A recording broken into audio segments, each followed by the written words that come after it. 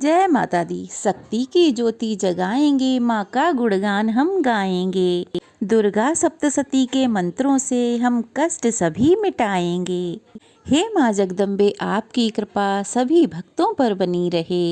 हे माता, आपका आश्रय हम सबको भय, कष्ट और सभी संकटों से बचाए।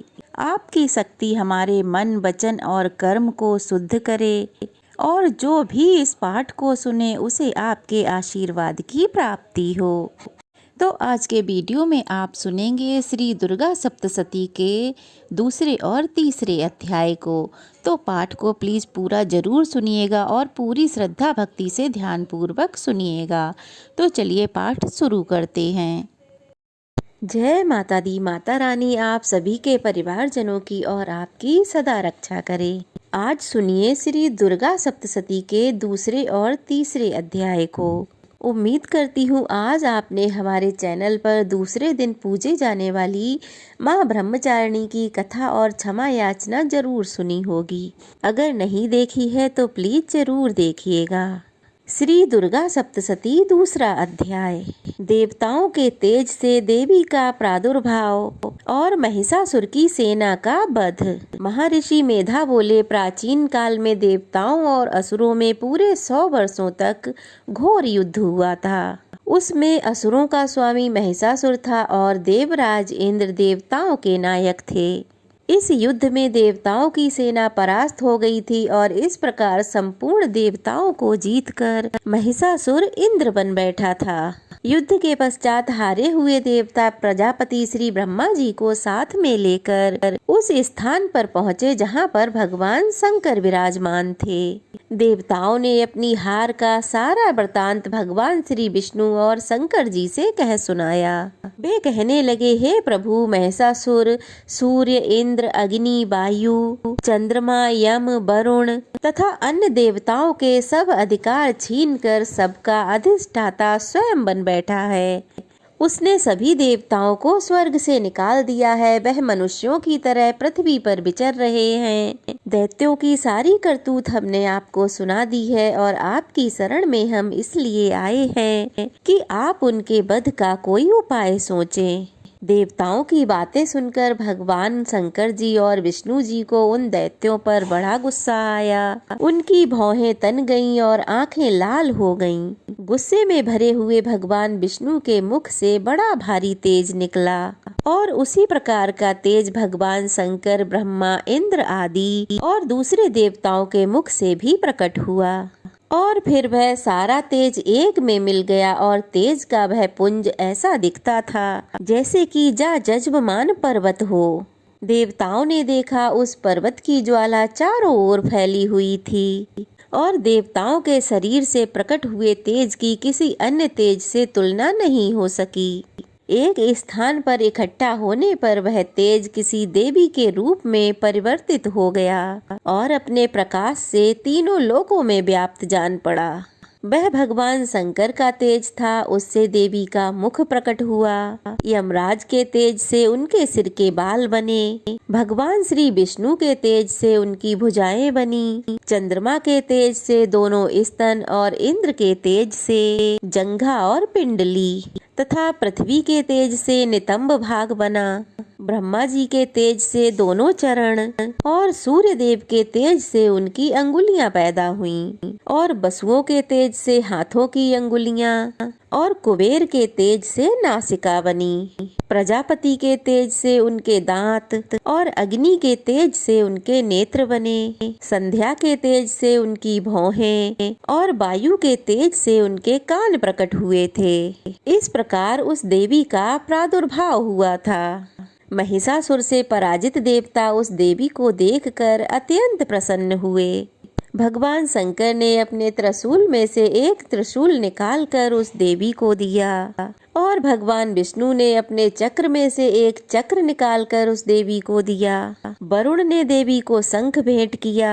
अग्नि ने उन्हें शक्ति दी। वायु ने उसे धनुष और बाण दिए। सहस्त्रों नेत्रों वाले श्री देवराज इंद्र ने उसे अपने वज्र से उत्पन्न करके एक वज्र दिया। और ऐरावत हाथी का एक घंटा उतारकर देवी को भेंट किया। यमराज ने उसे काल दंड में से एक दंड दिया, वरुण ने उसे पास दिया, प्रजापति ने स्फटिक की माला दी और ब्रह्मा जी ने उसे कमंडल दिया। सूर्य ने देवी के रोमों में अपनी किरणों का तेज भर दिया। काल ने उसे चमकती हुई ढाल और तलवार दी तथा उज्जवल हार और दिव्य वस्त्र उन्हें भेंट किए और इसके साथ ही उसने दिव्य चूड़ामणि भी दी। 2 कुंडल, कंकन, उज्जवल अर्धचंद्र, बाहों के लिए बाजूबंद, चरणों के लिए नुपुर, गले के लिए सुंदर हसली और अंगुलियों के लिए रत्नों से बनी हुई अंगूठियां उन्हें दी। विश्वकर्मा ने उन्हें फरसा दिया और इसके अलावा कई प्रकार के अस्त्र और अभेद्य कवच दिए और इसके अलावा कभी ना कुम्हलाने वाले सुंदर कमलों की माला भेंट की। समुद्र ने सुंदर कमल का फूल भेंट किया। हिमालय ने सवारी के लिए सिंह और तरह तरह के रत्न देवी को भेंट किए।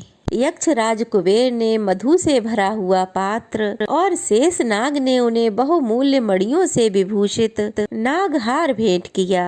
इसी तरह दूसरे देवी देवताओं ने भी उसे आभूषण और अस्त्र शस्त्र देकर उनका सम्मान किया। इसके पश्चात देवी ने उच्च स्वर से गर्जना की। उसके इस भयंकर नाद से आकाश गूंज उठा। देवी का वह उच्च स्वर से किया हुआ सहनाद समा नहीं सका। आकाश उसके सामने छोटा प्रतीत होने लगा। उससे बड़े जोर की प्रतिध्वनि हुई, जिससे समस्त विश्व में हलचल मच गई और समुद्र कांप उठे। पृथ्वी डोलने लगी, सबके सब पर्वत हिलने लगे। देवताओं ने उस समय प्रसन्न होकर सिंह वाहिनी जगतमयी देवी से कहा कि हे देवी, तुम्हारी जय हो। इसके साथ ही महर्षियों ने भक्ति भाव से विनम्र होकर उनकी स्तुति की। संपूर्ण त्रिलोकी को शोक मगन देखकर दैत्यगण अपनी सेनाओं को साथ लेकर और हथियार आदि सजाकर उठ खड़े हुए। महिषासुर के क्रोध की तो कोई सीमा ही नहीं थी। उसने क्रोध में भरकर कहा, यह सब क्या उत्पात है। फिर वह अपनी सेना के साथ उस ओर दौड़ा जिस ओर भयंकर नाद सुनाई दिया था और फिर आगे पहुंचकर उसने देवी को देखा, जो कि अपनी शोभा से तीनों लोगों को प्रकाशित कर रही थी। उसके चरणों के भार से पृथ्वी दबी जा रही थी। माथे के मुकुट से आकाश में एक रेखा सी बन रही थी और उसके धनुष की टंकार से सब लोग क्षुब्ध हो रहे थे। देवी अपनी सहस्त्रों भुजाओं को संपूर्ण दिशाओं में फैलाए खड़ी थीं। इसके पश्चात उनका दैत्यों के साथ युद्ध छिड़ गया और कई प्रकार के अस्त्र शस्त्रों से सबकी सब दिशाएं उद्भासित होने लगीं। महिषासुर की सेना का सेनापति चिच्छुण नामक एक महान असुर था। वह आगे बढ़कर देवी के साथ युद्ध करने लगा और दूसरे दैत्यों की चतुरंगणी सेना साथ लेकर चामर भी लड़ने लगा। 60,000 महारथियों को साथ लेकर उदग्र नामक महादैत्य आकर युद्ध करने लगा और महाहनु नामक दैत्य 1 करोड़ रथियों को साथ में लेकर 80 लोमा नामक दैत्य 5 करोड़ सैनिकों को साथ लेकर युद्ध करने लगा। बास्कल नामक असुर 60 लाख सैनिकों को साथ में लेकर युद्ध में आ डटा। पिटाल नामक दैत्य 1 करोड़ रथियों को साथ लेकर युद्ध में लड़ने लगा। इसके अलावा और भी बहुत से असुर हाथी घोड़े साथ में लेकर लड़ने लगे और इस सब के पश्चात महिषासुर करोड़ों रथों, हाथियों और करोड़ों सैनिकों सहित देवी के साथ आकर लड़ने लगा। सभी असुर तोमर, भिंदीपाल, शक्ति, मूसल, खड़कों, फरसों और पट्टियों के साथ रणभूमि में देवी के साथ युद्ध करने लगे। कोई शक्तियां फेंकने लगे तो कोई अन्य अस्त्र आदि। इसके साथ ही सबके सब दैत्य अपनी अपनी तलवारें हाथों में लेकर देवी की ओर दौड़े और उसे मार डालने का उद्योग करने लगे। किंतु देवी ने खेल ही खेल में क्रोध में भरकर उन सब के अस्त्र शस्त्रों को काट डाला। इसके पश्चात ऋषियों और देवताओं ने स्तुति प्रारंभ कर दी और वह देवी स्तुति से प्रसन्न होकर असुरों के शरीर पर अस्त्रों शस्त्रों की वर्षा करती रहीं। देवी का वाहन भी क्रोध में भरकर दैत्य सेना में इस प्रकार विचरने लगा, जैसे कि वन में दावानल फैल रहा हो। युद्ध करती हुई देवी ने क्रोध में भरकर जितने भी श्वासों को छोड़ा वह तुरंत ही सैकड़ों हजारों गणों के रूप में परिवर्तित हो गए। फर से बिंदीपाल खड्ग तथा पट्टिस इत्यादि अस्त्रों के साथ दैत्यों से युद्ध करने लगे। देवी की शक्ति से बड़े हुए वह गण दैत्यों का नाश करते हुए ढोल शंख और मृदंग आदि बजा रहे थे। फिर देवी ने त्रिशूल गदा खड्ग शक्ति इत्यादि शक्ति से सहस्त्रों असुरों को मार डाला। कितनों को तो घंटे की भयंकर आवाज से ही यमलोक पहुंचा दिया। कितने ही असुरों को उसने पास में बांधकर धरती पर धर घसीटा। कितनों को अपनी तलवार से टुकड़े टुकड़े कर दिया और कितनों को गदा की चोट से धरती पर सुला दिया।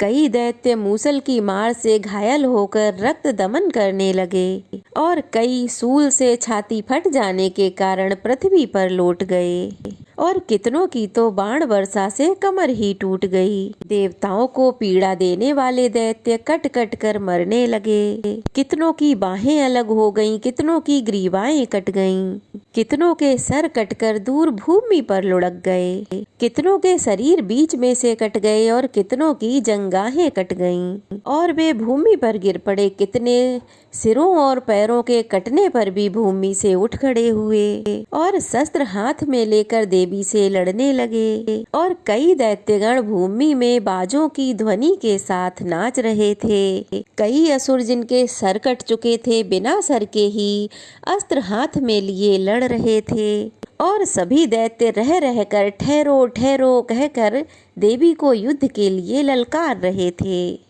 जहाँ पर ये भयंकर संग्राम हुआ था वहाँ की भूमि रथ, हाथी, घोड़े और सैनिकों की लाशों से भर गई थी और असुर सेना के बीच में रक्तपात होने के कारण वहाँ रुधिर की नदियां बह रही थीं। इस तरह देवी ने असुरों की विशाल सेना को क्षण भर में ही इस तरह नष्ट कर डाला जैसे कि तृण काष्ठ के बड़े समूह को अग्नि नष्ट कर डालती है।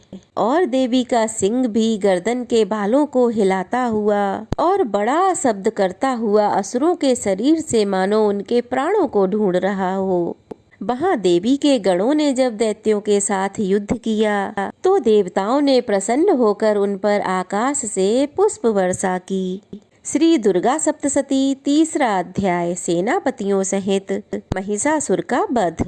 महर्षि मेधा ने कहा, महिषासुर की सेना नष्ट होती देखकर उस सेना का सेनापति चिक्षुर क्रोध में भरकर देवी के साथ युद्ध करने के लिए आगे बढ़ा। वह देवी पर इस प्रकार बाणों की वर्षा करने लगा मानो सुमेरु पर्वत पानी की धार बरसा रहा हो। इस प्रकार देवी ने अपने बाणों से उसके बाणों को काट डाला तथा उसके घोड़ों और सारथी को भी मार दिया। साथ ही उसके धनुष और अत्यंत ऊंची ध्वजा को भी काट दिया। उसका धनुष कट जाने के बाद उसके शरीर के अंगों को भी अपने बाणों से बींध दिया। धनुष, घोड़ों और सारथी के नष्ट हो जाने पर वह असुर तलवार और ढाल लेकर देवी की तरफ आया। उसने अपनी तीक्ष्ण धार वाली तलवार से देवी के सिंग पर वार किया और बड़े बेग से देवी की बाईं भुजा पर वार कर दिया, किंतु देवी की भुजा छूते ही उस दैत्य की तलवार टूटकर दो टुकड़ों में बट गई। इससे दैत्य ने क्रोध में भरकर अब सूल हाथ में ले लिया और उसे भद्रकाली देवी की ओर फेंका। देवी की ओर आता हुआ वह सूल आकाश से गिरते हुए सूर्य के समान प्रज्वलित हो उठा। उस सूल को अपनी ओर आते हुए देखकर देवी ने भी सूल छोड़ा और महाअसुर के सूल के 100 टुकड़े कर डाले। साथ ही महाअसुर के प्राण भी हर लिए। चिक्षुण के मरने पर देवताओं को दुख देने वाला चामर नामक दैत्य हाथी पर सवार होकर देवी से लड़ने के लिए आया और उसने आने के साथ ही शक्ति से प्रहार कर दिया, किंतु देवी ने अपनी हुंकार मात्र से ही उसे तोड़कर पृथ्वी पर डाल दिया। शक्ति को टूटा हुआ देखकर दैत्य ने क्रोध से लाल होकर सूल चलाया, किंतु देवी ने उसे भी काट डाला। इतने में ही देवी का सिंह उछलकर हाथी के मस्तक पर सवार हो गया और दैत्य के साथ बहुत ही तीव्र युद्ध करने लगा। फिर वे दोनों लड़ते हुए हाथी पर से पृथ्वी पर आ गिरे और दोनों बड़े क्रोध से लड़ने लगे। फिर सिंह बड़े जोर से आकाश की ओर उछला और फिर जब पृथ्वी की ओर आया तो अपने पंजे से चामर का सिर धड़ से अलग कर दिया। क्रोध में भरी हुई देवी ने शिला और वृक्ष आदि की चोटों से उदग्र को भी मार दिया। कराल को दांतों, मुक्कों और थप्पड़ों से चूर कर डाला। क्रोध हुई देवी ने गदा के प्रहार से उद्दत दैत्य को मार गिराया। भिंदीपाल से बास्कल को, बाणों से ताम्र तथा अंधक को मौत के घाट उतार दिया। 3 नेत्र वाली परमेश्वरी ने त्रिशूल से ग्रास्य, उग्रवीर्य और महाहनु नामक राक्षसों को मार गिराया। उसने अपनी तलवार से बिडाल नामक दैत्य का सिर काट डाला तथा अपने बाणों से दुर्धर और दुर्मुख नामक राक्षसों को यमलोक पहुंचा दिया। इस प्रकार जब महिषासुर ने देखा कि देवी ने मेरी सेना को नष्ट कर दिया है तो वह भैंसे का रूप धारण कर देवी के गणों को दुख देने लगा। उन गणों को उसने कितनों को मुख के प्रहार से, कितनों को खुरों से, कितनों को पूंछ से, कितनों को सिंघों से, सैकड़ों को दौड़ने के बेग से, अनेकों को सहनाद से, कितनों को चक्कर देकर और कितनों को श्वास वायु के बेग से चक्कर देकर पृथ्वी पर पटक दिया। वह दैत्य इस प्रकार गणों की सेना को गिरा देवी के सिंह को मारने को दौड़ा। इस पर देवी को बड़ा क्रोध आया। उधर दैत्य भी क्रोध में भरकर धरती को अपने खुरों से खोदने लगा तथा सींगों से पर्वतों को उखाड़ उखाड़ कर धरती पर फेंकने लगा और मुख से शब्द भी करने लगा। महिषासुर के बेग से चक्कर देने के कारण पृथ्वी क्षुब्ध होकर फटने लगी। उसकी पूंछ से टकराकर समुद्र चारों ओर फैलने लगा। हिलते हुए सींगों के आघात से मेघ खंड खंड हो गए और श्वास से आकाश में उड़ते हुए पर्वत भी फटने लगे। इस तरह क्रोध में भरे हुए राक्षस को देखकर देवी चंडिका को भी क्रोध आ गया और वह उसको मारने के लिए क्रोध में भर गईं। देवी ने पास फेंक कर दैत्य को बांध लिया और उसने बंध जाने पर दैत्य का रूप त्याग दिया और सिंह का रूप बना लिया। अब देवी जैसे ही उसका सिर काटने को तैयार हुई कि उसने पुरुष का रूप बना लिया जो कि हाथ में तलवार लिए हुए था। तब देवी ने तुरंत ही अपने बाणों के साथ उस पुरुष को उसकी तलवार और ढाल सहित बींध डाला। इसके पश्चात तो वह अब हाथी के रूप में दिखाई देने लगा और अपनी लंबी सूंड से देवी के सिंग को खींचने लगा और जोर से गरजने लगा। देवी ने अपनी तलवार से उसकी सूंड भी काट डाली। तब उस राक्षस ने एक बार फिर से भैंसे का रूप धारण कर लिया और पहले की तरह चर अचर जीवों सहित समस्त त्रिलोकी को व्याकुल करने लगा। इसके बाद क्रोध में भरी हुई देवी बारंबार उत्तम मधु का पान करने लगीं और लाल लाल नेत्र करके हंसने लगीं। उधर बल, वीर्य तथा मद से क्रूर हुआ वह दैत्य रजने लगा। अपने सींगों से देवी पर पर्वतों को फेंकने लगा। देवी अपने बाणों से उसके पर्वतों को चूर्ण करती हुई बोली, ओ मूर्ख, जब तक मैं मधुपान कर रही हूँ तब तक तू गरज ले और इसके पश्चात मेरे हाथों तेरी मृत्यु हो जाने पर देवता गरजेंगे। महर्षि मेधा ने कहा। ऐसा कहकर देवी उछलकर उस दैत्य पर जा चढ़ी और उसको अपने पैर से दबाकर उसके गले पर सूल से आघात कर दिया। देवी के पैर से दबे होने पर भी वह दैत्य अपने दूसरे रूप से अपने मुख से बाहर होने लगा। अभी वह दैत्य आधा ही निकला था कि देवी ने अपने प्रभाव से उसे उसी क्षण रोक दिया। तब वह आधा निकला हुआ दैत्य ही युद्ध करने लगा तो देवी ने अपनी तलवार से उसका सिर काट डाला। इसके पश्चात सारी राक्षस सेना हाहाकार करती हुई वहां से भाग खड़ी हुई और सब देवता अत्यंत प्रसन्न हुए तथा ऋषियों और महर्षियों सहित देवी की स्तुति करने लगे। गंधर्व राज गान करने और अप्सराएं नृत्य करने लगीं। उम्मीद है आज के अध्याय आपको अवश्य ही अच्छे लगे होंगे। अगर अच्छे लगे हों तो जय माता दी जरूर लिखिएगा और आगे आने वाले सभी वीडियो को जरूर देखिएगा। ढेर सारा प्यार और आशीर्वाद दीजिएगा। अगर नए हैं तो चैनल को सब्सक्राइब कर लीजिएगा। जय माता दी।